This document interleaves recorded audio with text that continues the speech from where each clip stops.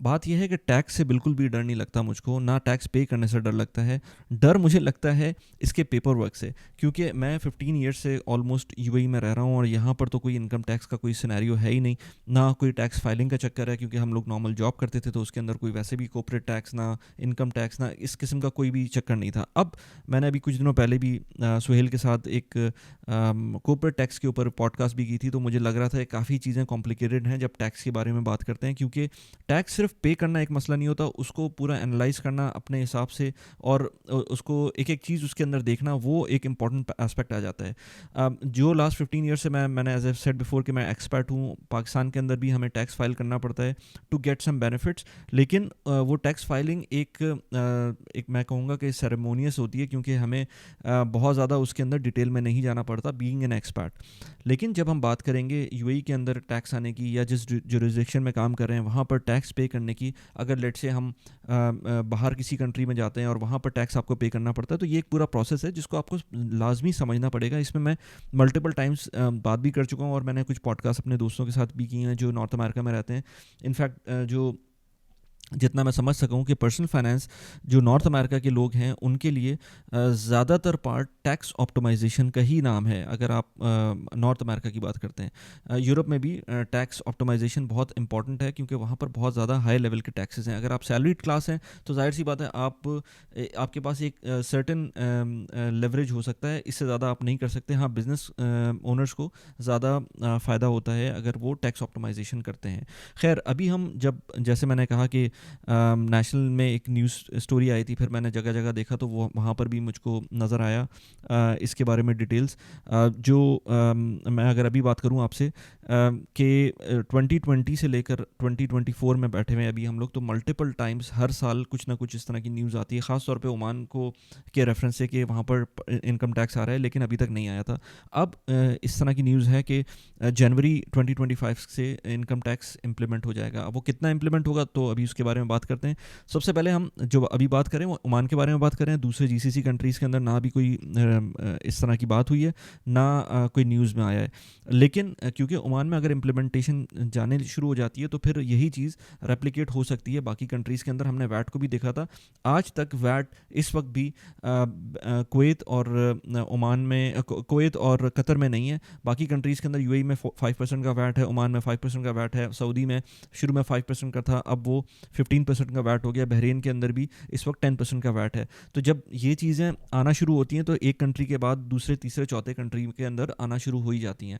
तो इसलिए अभी नहीं तो बाद में कभी ना कभी आपके पास इनकम टैक्स का आएगा। लेकिन अभी की बात करें तो जो थ्रेशोल्ड्स हैं ओमान के अंदर जो डिफ़ाइन किए हैं वो ये हैं कि $100,000 की अगर आपकी इनकम है ओमान के अंदर, तो आपको विद इन ओमान, और आप एक्सपर्ट्स हैं, एज एन एक्सपर्ट आपको टैक्स लग सकता है।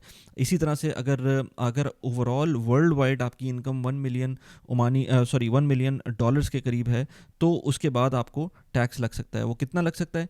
अगर आप एक्सपर्ट हैं तो आपको 5 to 9% का टैक्स लग सकता है over and above your $100,000 yearly income. इसी तरह से अगर आपकी वर्ल्ड वाइड इनकम $1 मिलियन की है तो उसके ऊपर भी आपको 5% से ऊपर का टैक्स लग सकता है।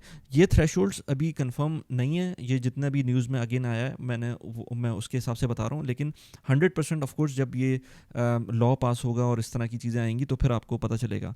अब इसको देख लें कि ये ओमानी रियाल के अंदर कितना बनता है, तो ऑलमोस्ट $1,000 ओमानी रियाल में 38,495 ओमानी रियाल बनता है।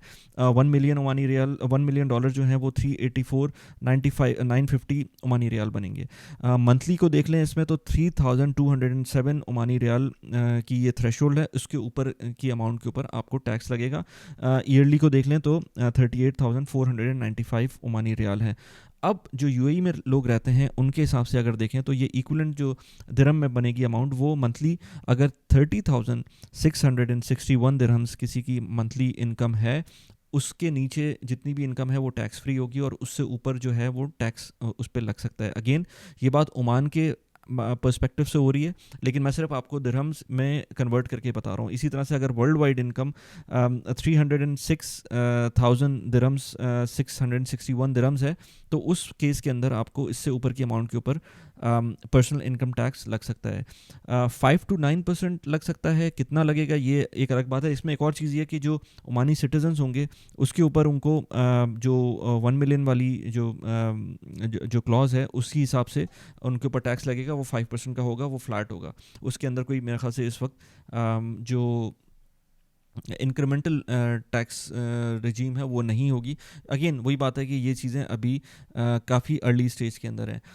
मेरे ख्याल से अभी हमें कोई परेशान होने की ज़रूरत नहीं है, क्योंकि ये टाइम बताएगा कि आगे क्या हो रहा है। और जो मैंने जो थ्रेशोल्ड्स देखे हैं इनकम टैक्स के, वो भी अच्छे खासे ऊपर के हैं। इन केस आपको अगर फ़र्ज़ करें कोई आप हाई अर्नर हैं और 40,000 दिरहम्स की करीब की सैलरी है लेट से मंथ की आपकी, तो आपकी जो 30,000 से लेकर 40,000 दिरहम्स तक की जो सैलरी, इसके दरमियान का जो डेल्टा है 10,000 दिरहम्स का है। 10,000 के ऊपर 5% का टैक्स लग सकता है। अब 5% का टैक्स 10,000 दिरहम्स के ऊपर वो कोई बहुत बड़ी अमाउंट नहीं है, यानी कि ऑलमोस्ट कोई 500 दिरहम्स। तो 500 दिरहम्स पर मंथ का आपको टैक्स लग जाएगा अगर इस कैलकुलेशन को देखें 40,000 दिरहम्स की सैलरी के ऊपर। तो अगर आपकी सैलरी 30,000 या इससे कम है तो आपको वैसे ही परेशान होने की ज़रूरत नहीं है। और ये अगेन मैं बात कर रहा हूँ, ये कोई अभी इम्प्लीमेंटेशन में नहीं जा रहा है, ये अभी सिर्फ न्यूज़ में आया है। और बाकी ऑफ कोर्स जो जैसे जैसे टाइम गुजरेगा वैसे वैसे आपको इसमें न्यूज़ मिलती रहेगी। और मेरे चैनल को भी आप देख सकते हैं, इसके अंदर मैं जैसे जैसे इस तरह की न्यूज़ आएंगी मैं उस पर वीडियोज़ बनाता रहूँगा। इसमें एक और इम्पॉर्टेंट चीज़ ये है कि मैं हमेशा बोलता हूँ, आप GCC कंट्रीज़ में रहते हैं तो आपको टैक्स फ्री इनकम मिल रही है। इस टैक्स फ्री इनकम का पूरा फ़ायदा उठाएं, क्योंकि यहाँ से जैसे ही आप मूव करेंगे कहीं और, वहाँ पर आपको टैक्स लगना शुरू हो जाएगा। और अगर आपने अपनी पूरी ज़िंदगी यहाँ गुजार ली और विदाउट एनी सेविंग्स और इन्वेस्टमेंट्स अपनी लाइफ को गुजारा है, तो वो आपकी अपनी गलती होगी। द रीज़न इज़ दैट यहाँ पर UAE में रहते हुए आपको बहुत अपॉर्चुनिटीज़ मिलती हैं पैसे सेव करने की, पैसे इन्वेस्ट करने की। और अगर आप अच्छी तरह से अपने पैसे सेव करते हैं, इन्वेस्ट करते हैं, तो इतना रिटायरमेंट पॉट अगर आपका बन जाए जो कि आपको इवेंचुअली आपकी हेल्थ केयर भी फ़ंड कर दे, आपके बच्चों की एजुकेशन भी फ़ंड कर दे, ये सारी चीज़ें फ़ंड कर दे, तो फिर इसमें कोई प्रॉब्लम है नहीं कि आप UAE में कंटिन्यू कर सकें रहना। बहुत सारे लोग होते हैं वो कहते हैं वंस आपकी जब आपकी जॉब ख़त्म होती है तो बहुत मुश्किल है UAE में रहना। लेकिन अगर आपने सही टाइम पे अपने आप को टैक्स किया हो, ये मैंने पहले भी बात की है कि जब अपने आप को आप टैक्स करते हैं तब जाके आपको UAE में रहने का सबसे जो बड़ा फ़ायदा है वो नज़र आता है। अपने आप को आप टैक्स नहीं करेंगे, अपने आप को ख़ुद से अपने ऊपर एम्बार्गो नहीं लगाएंगे, जब तक यहाँ पर रहने का एज सच कोई आप अपना जो जितना फ़ायदा हो सकता है वो नहीं उठा रहे हैं।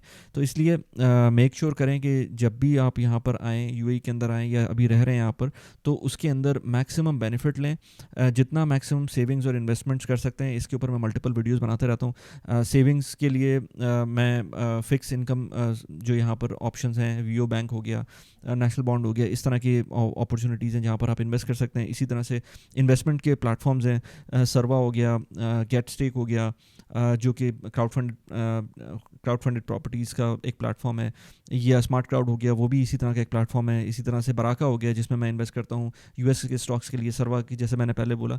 इन सारे प्लेटफॉर्म्स का बाय द वे आपको नीचे रेफरल लिंक मिल जाएगा, अगर आपको अकाउंट खोलना है तो उनमें अकाउंट खोल सकते हैं।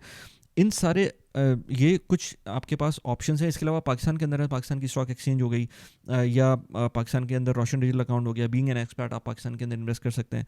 तो इस तरह के जितने भी ऑप्शंस हैं उनको यूज़ करते हुए हर महीने थोड़े थोड़े पैसे हर जगहों पे एलोकेट करें, ताकि इवेंचुअली एक रिटायरमेंट का पॉट बने। और इस तरह का कोई टैक्स का कोई अनाउंसमेंट होती भी है तो मेरा नहीं ख्याल कि कोई मेजर इशू आएगा, एटलीस्ट हमारी जनरेशन के अंदर। बाद में क्या होता है ये यू नेवर नो कि अगली जनरेशन्स के लिए क्या सिचुएशन बनती है, लेकिन एटलीस्ट हमारी जनरेशन के लिए अगले 10 साल 15 साल मेरा नहीं ख्याल कि कोई मेजर टैक्स के अंदर इस तरह का सिचुएशन आएगी कि आपको यहाँ पर प्रॉब्लम हो रहने के लिए।